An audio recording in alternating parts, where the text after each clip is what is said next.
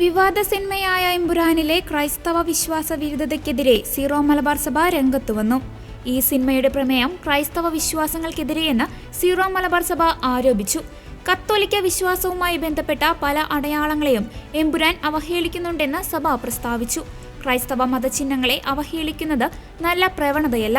ഈ കാര്യത്തിൽ അണിയറ പ്രവർത്തകർ ജാഗ്രത പാലിക്കണമെന്നും സീറോ മലബാർ സഭ അറിയിച്ചു. ഇത് ബോധപൂർവമാണെങ്കിൽ അംഗീകരിക്കാനാവില്ലെന്നും സഭ പ്രസ്താവിച്ചു. നിലവിലെ സാഹചര്യം ആശങ്കയുളവാക്കുന്നുണ്ടെന്നും സീറോ മലബാർ സഭ അറിയിച്ചു.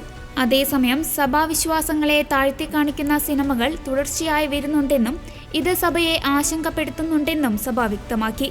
മോഹൻലാലിന്റെ ഗീതപ്രകടനത്തെക്കുറിച്ചും സീറോ മലബാർ സഭ നിലപാട് വ്യക്തമാക്കിയിട്ടുണ്ട്.